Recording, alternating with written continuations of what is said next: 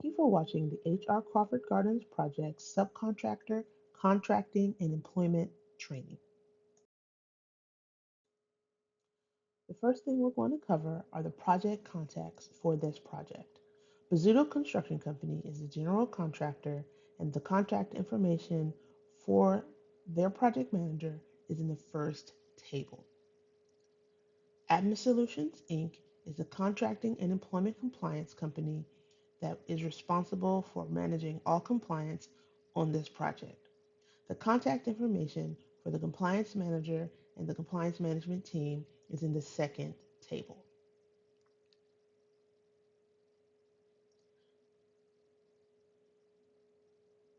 The first set of compliance requirements we're going to cover is for the Department of Small and Local Business Development, DSLBD. The Small and Local Business Development is charged with monitoring both public and private projects and contracts per DC Official Code 2-218.46. All construction and non-construction government assisted projects over 250,000 shall require 35% subcontracting to small business enterprises, SBEs, that are certified by the Department of Small and Local Business Development. What does this mean for subcontractors? It means 35% of your legally binding contractual agreements, any subcontracts, purchase orders, materials contracts, etc., must be with small business enterprise companies. You are required to submit an SBE subcontracting plan listing all legally binding contractual agreements between your company and any SBE company and between SBE and non-SBE companies and all lower tier SBE companies. You must provide a copy of those contractual agreements to ATMOS for submission to DSLBD. On screen is the first page of the SBE subcontracting plan. This information is filled out by the general contractor on behalf of the project, identifying those CBEs, SBEs that will be on the project. This page of the SBE CBEs are to be completed by each subcontractor that will be letting contracts to SBE, CBE subcontractors.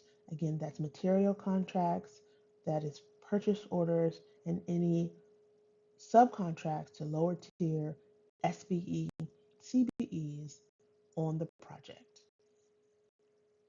This is the last page of the SBE subcontracting plan that is to remain blank and submitted to DSLBD for their review and approval.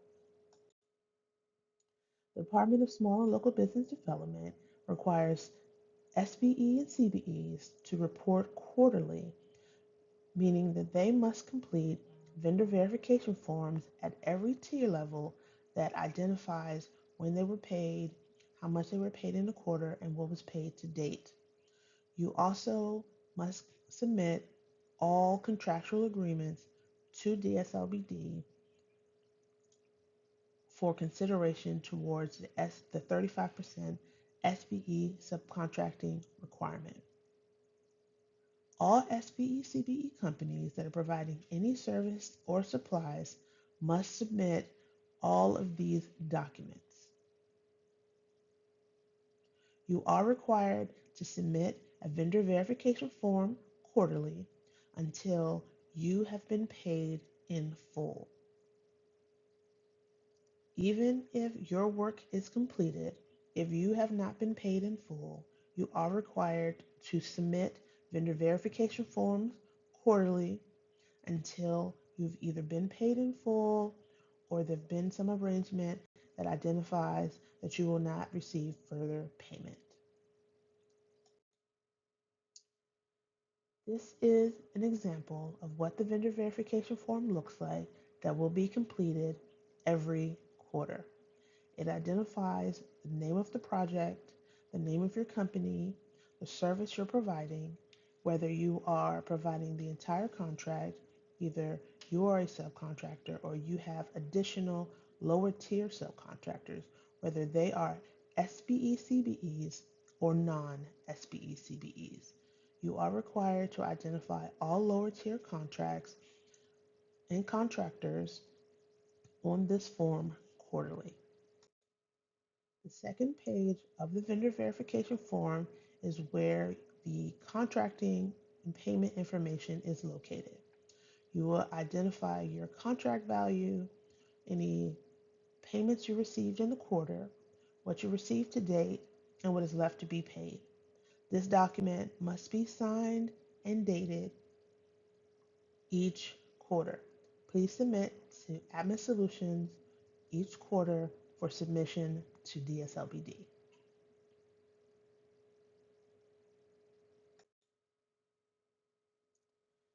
DSLBD imposes a very specific SBE requirement and goal on all applicable firms participating in the H.R. Crawford Gardens project. All outreach efforts should be performed in a timely manner. The following is an overview of those types of activities that should be conducted by any general contractor and project subcontractors to ensure that the 35% contracting goal is achieved. You must identify subcontracting opportunities for SBEs, provide copies of written solicitations used to solicit SBEs for those opportunities, and all attempts to personally contact those solicited SBEs, including names, addresses, dates, telephone numbers of those SBEs that you contacted, and any description of the information that was provided to them regarding the plans, specifications, and anticipated schedule for the work performed. You also must document the responses of those SBEs to the solicitations that were sent to them. The next set of requirements we're going to cover is for the Department of Employment Services, DOES.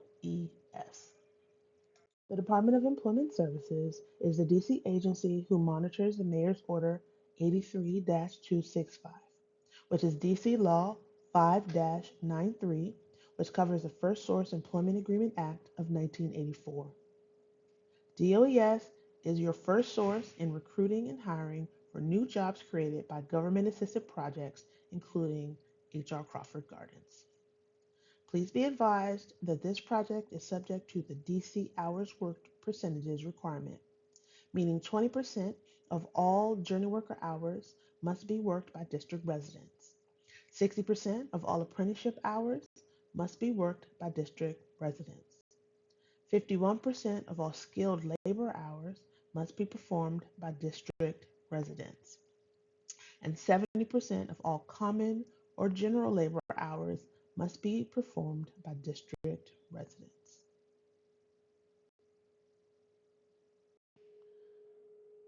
The First Source program requires all beneficiaries of contractual agreements totaling $300,000 or more to enter into a First Source employment agreement with DOES and meet the DC resident hours worked percentages on this project. DOES must receive the First Source employment agreement and revised employment plan no less than 7 calendar days in advance of the project or contract start date, whichever is later. No work associated with the relevant government assistance can begin on a project or contract until First Source Employment Agreement and Revised Employment Plan has been ratified and accepted by DOES. Please note that alternative plans are available if a contractor knows it will be difficult to meet these requirements and they have an opportunity at the beginning of the project to work with DOES to establish what is referred to as an alternative plan. An alternative plan is an agreement with that contractor and DOES that they will establish a DC workforce pipeline program for H.R. Crawford Gardens, or they'll pay a fee decided upon by DOES to the DC Job Fund. The way that alternative plans are determined must be in a meeting with DOES. The earlier it is identified that a subcontractor needs an alternative plan, the best for that contractor. The First Source program requires each government-assisted construction project receiving government assistance totaling $5 million or more to have the following percentages of District of Columbia residents on those projects. The below percentages must be met by each subcontractor who enters into a First Source Employment Agreement or FSEA. The below percentages must be met for any category that you will be utilizing on the project. 20% of journey worker hours must be worked by District of Columbia residents. 60% of apprenticeship hours must be worked by District of Columbia residents. 51% of skilled labor hours must be worked by district residents. 70% of common labor hours must be worked by district residents. All new employment opportunities must be listed with DOES first. Please call the DOES Job Bank Services at 202-698-6001 to get registered with DOES. All open positions must be listed with Job Bank Services and at DC Network's website, which is www.dcnetworks.org. Please be advised that this regulation is a law regulated by the District of Columbia government. Failure to comply and or complete and sign an FSEA will result in monetary penalties. Revised employment plan must be submitted with the First Source agreement prior to commencing work on the project. It must include the following projections: the total number of journey worker hours and District of Columbia journey worker hours, the total number of apprenticeship hours and the District of Columbia apprenticeship hours, total number of skilled worker hours and District of Columbia skilled labor hours, total number of common or general labor hours, and district common or general labor hours. Each projection must be the category in which you will perform on the project. You are not required to add projections in a category that you will not be performing. You also must identify any hiring. If you have any open positions or you're looking for any workers, that must be identified on the revised employment plan as well. If you are not looking for new hires, you must complete the justification sheet explaining why you will not have any new hires.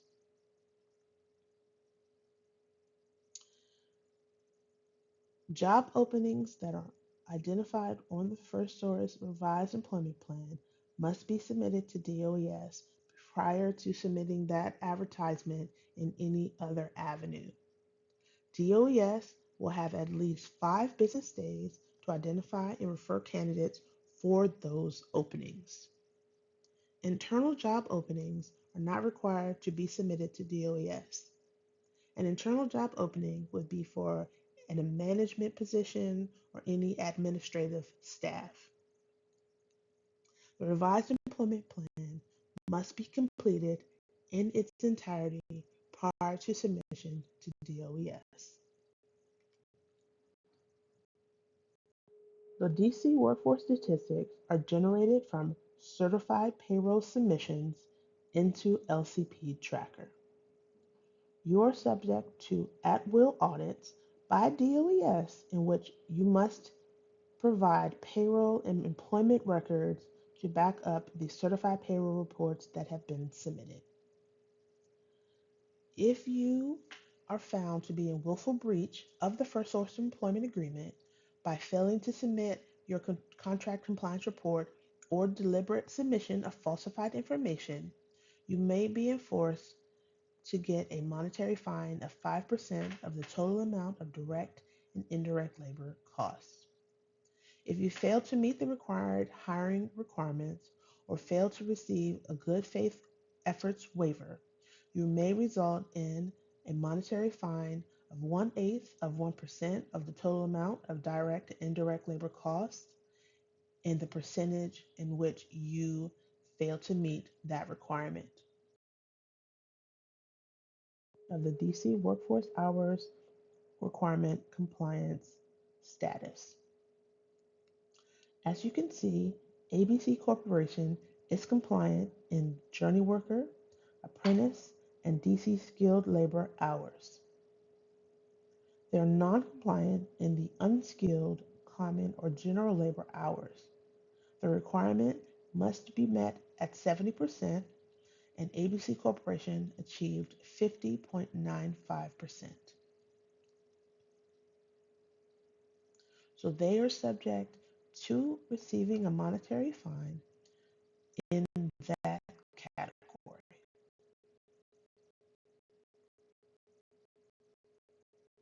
The next set of requirements we're going to cover are the DC Apprenticeship Council's Office of Apprenticeship Information and Training Requirements, OAIT.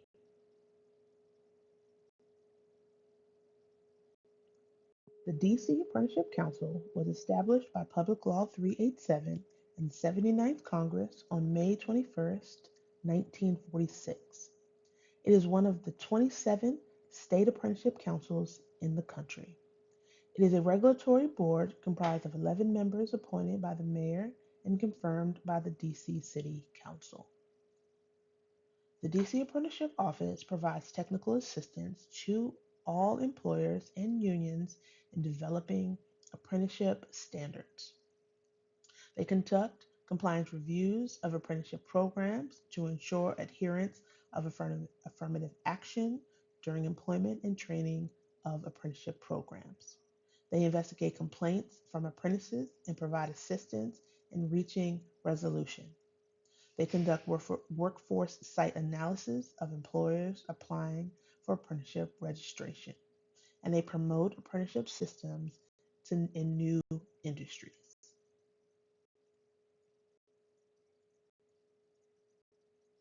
DC Law 32-1431 regulates the registration of apprenticeship programs.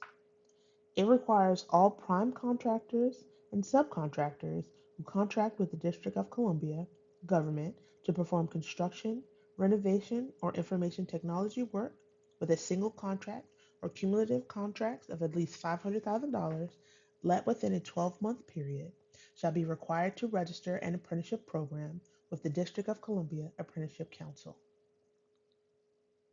Once an apprenticeship program has been established, the Apprenticeship Council requirements must be maintained on all DC-based government-assisted projects going forward, in which you will utilize journey workers. Please note, this is a separate requirement from the DOES First Source Agreement requirement, and it applies even when you're not required to enter into a First Source employment agreement. Failing to register and implement an apprenticeship program will result in a monetary fine. Contractors with a registered apprenticeship program must maintain the minimum numerical ratio on all job sites. That means you must employ one district apprentice to every 3 journey workers on those job sites. Additionally, 35% of all apprenticeship hours must be worked by a district resident apprentice. This is a separate requirement from the First Source Employment Agreement.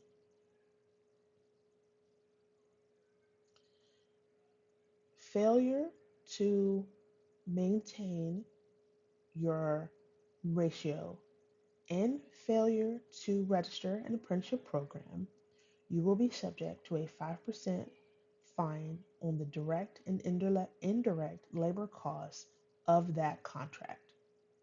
This fine is separate from the first source penalties and can be assessed in addition to any applicable first source penalties. Please note that the First Source Employment Agreement requirements and the DC Apprenticeship Council requirements are separate requirements and both carry penalties for failing to meet those requirements. The below subcontractor has an existing registered apprenticeship program and is working on a DC government assisted project. ABC Corporation is not compliant with the DC Apprenticeship Council's requirements.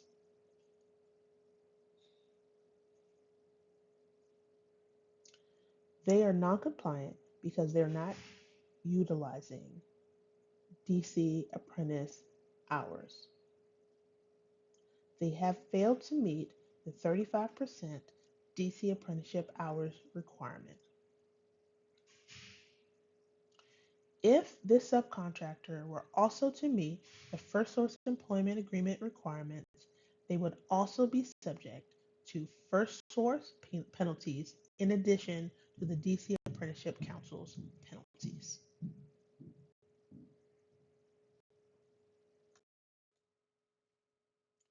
The next set of requirements we're going to cover are the Department of Labor DOL requirements. The Bacon Act was enacted in 1931. It prevents non-local contractors from obtaining federal construction contracts by underbidding local wage levels. The Davis-Bacon Act requires the locally prevailing wages be included in all bid specifications. The Davis-Bacon Act applies to federal government and District of Columbia projects receiving in excess of $2,000 of government funding. The Davis-Bacon Act requires contractors and subcontractors to pay all mechanics and laborers employed directly on the site of the work not less than once a week. Each project is assigned a wage determination, depending on the type of project it is. All tradespeople that work in place on site must be paid in accordance with the assigned wage determination. If you do not have a copy of the wage determination for H.R. Crawford Gardens, please contact Atmos Solutions. If the classifications that you need are not listed on the assigned wage determination, you must complete a request for authorization of additional classification and rate, which is an SF 1444 form called a DOL conformance request. Each tradesperson must be classified using the work classifications to include a group number on the wage determination. All payroll reports must be consecutively numbered starting at 1. Payroll reports must be submitted whether work is performed or not for those weeks when your company is and is not on site until work is completed. Payroll numbers must fall within consecutive number weeks. For instance, if you're working on the project and week 1 is work, week 2 and 3 are no work, and then you come back on week 4, your payrolls should be numbered 1 through 4, with 1 being a performing week, 2 and 3 being a non-performing week, and week 4 being a performing week. Employees subject to the wage determination must be paid a fringe benefit rate for each hour worked if you do not provide bona fide fringe benefits.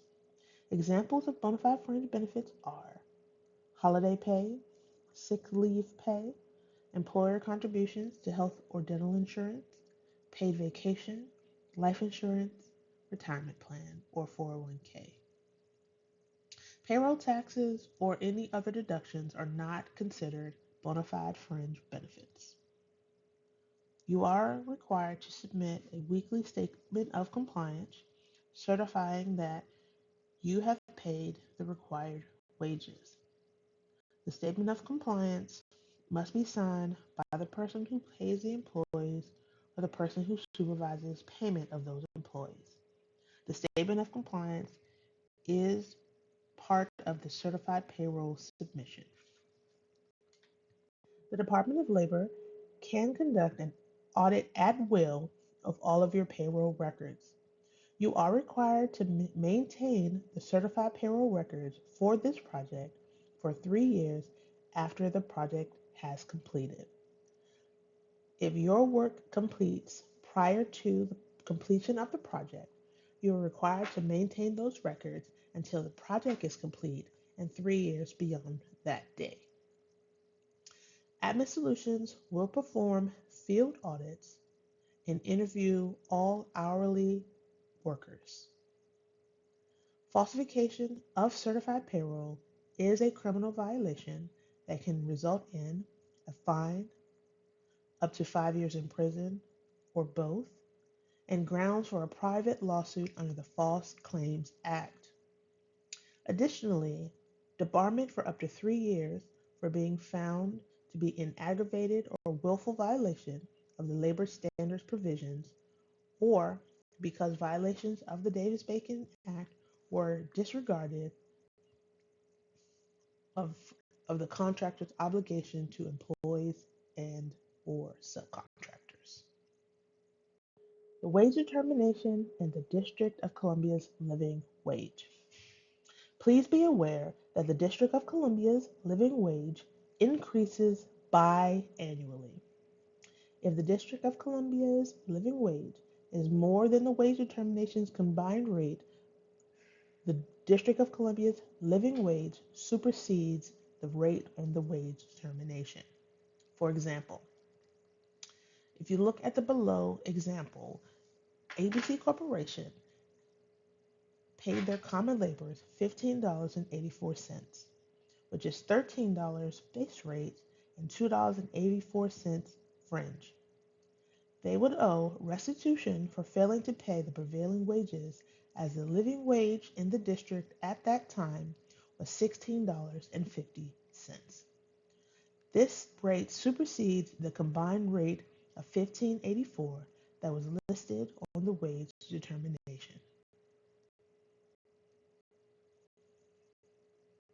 Next, we're going to review the Department of Housing and Community Development, DHCD, Section 3 requirements.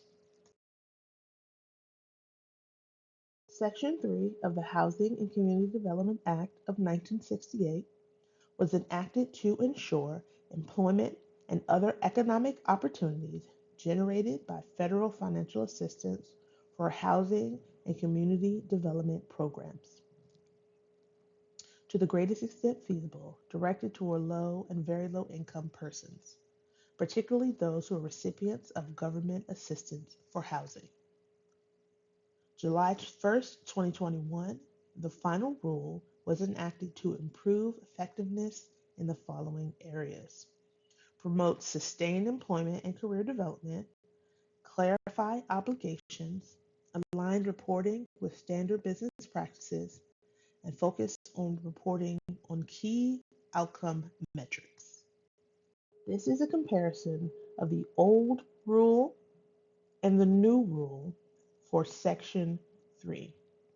The main updates for this rule are: the previous rule was a hiring and contracting requirement, whereas 30% of your new hires had to be Section 3 residents, 10% of your contracting dollars had to be with a Section 3 business enterprise, and 3% of your professional service contract dollars had to be with Section 3 businesses. The final rule states that 25% of all labor hours must be performed by Section 3 workers. 5% of all labor hours must be performed by targeted Section 3 workers. There is no longer a contracting requirement for Section 3.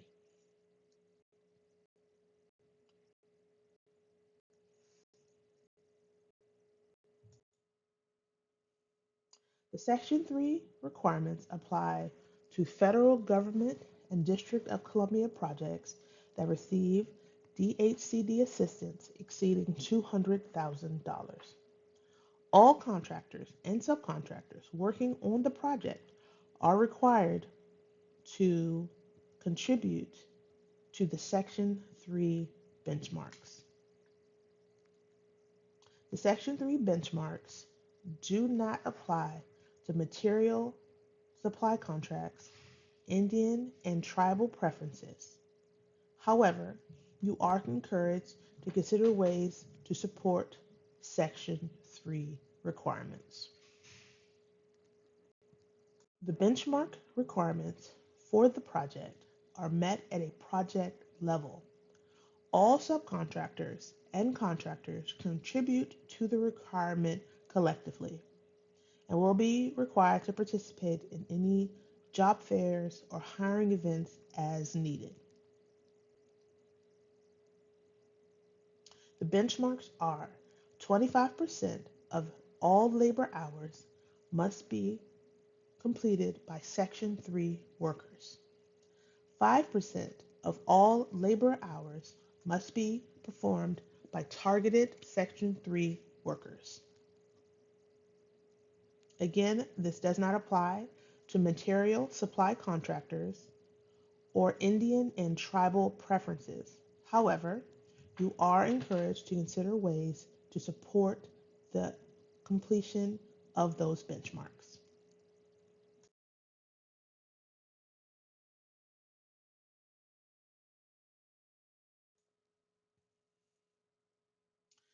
What is a Section 3 worker? A Section 3 worker is a worker who currently fits, or when hired within the last 5 years fit, one of the following categories: low or very low income, employed by a Section 3 business concern, or is a participant in Youth Build. A targeted Section 3 worker is a worker who is employed by a Section 3 business concern, or someone who currently fits, or when hired, fit at least one of the following categories within the last 5 years: live within 1 mile of the project service area, or is a Youth Build participant.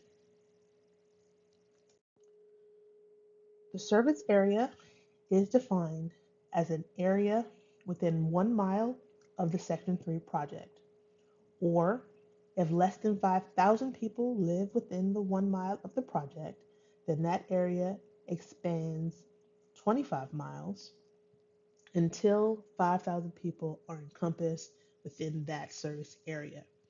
For example, the orange dot indicates the 1 mile where the project is located. Only 1,000 people live in that area. The gray circle indicates an expanded site of 25 miles. An additional 2,800 people live in that area. The blue circle indicates an additional 25 miles from the initial service area that now encompasses 5,000 people. Below are two examples of both a compliant and a non-compliant project for Section 3. Example 1. The project has exceeded 25% of Section 3 worker hours and 5% of targeted Section 3 worker hour benchmarks on this project. 2,000 total labor hours were performed on this project. Of those hours, 520 were worked by Section 3 workers. That is 26% Section 3 labor hours worked on this project. Of that same 2,000 hours, 200 were worked by targeted Section 3 workers. That's 10% benchmark achieved of targeted Section 3 workers on this project. Project 1 is compliant. Project 2, while the project exceeded targeted Section 3 hours, it failed to meet the 25% Section 3 hours. There were 3,500 total labor hours worked on this project, 800 of which were Section 3 labor hours. That's 23% of Section 3 labor hours worked on this project. That is below the 25% benchmark requirement. Of the 3,500 total labor hours worked, 200 were targeted Section 3 hours. That's 6% targeted Section 3 hours worked on the project. You are required to meet both requirements for the project to be compliant. You stand, Atmos will send each contractor monthly Section 3 workforce statistics that show where you are with Section 3 and targeted Section 3 hours on the project. So you know your contribution to the Section 3 benchmark requirements. As you can see in the below example, ABC Corporation is contributing 23% of their hours to Section 3 workers, and then 100% of their hours are targeted Section 3.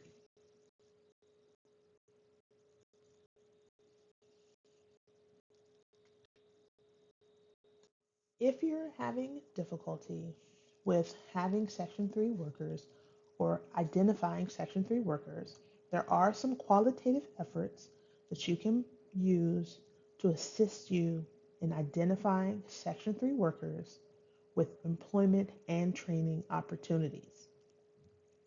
Examples of some of those efforts could be outreach directly to Section 3 workers or targeted Section 3 workers with jobs, attending job fairs, performing direct on the job training, including apprenticeship, indirect training such as arranging, contracting, or paying tuition for off-site training for those workers, providing technical assistance to help them compete for jobs, i.e., resume assistance, coaching, prepping them for interviews, completing outreach efforts to identify and secure bids for Section 3 business concerns, providing technical assistance to help Section 3 business concerns understand and bid on contracts, break your contracts into smaller jobs to help Section 3 businesses participate, provide Section 3 workers with supportive services, including work readiness and health screenings, and assist those Section 3 workers with financial literacy training and or coaching. Thank you for viewing this training. If you have any additional questions or need any assistance, please reach out to the Atmos Solutions Compliance Management team. Have a great rest of your day.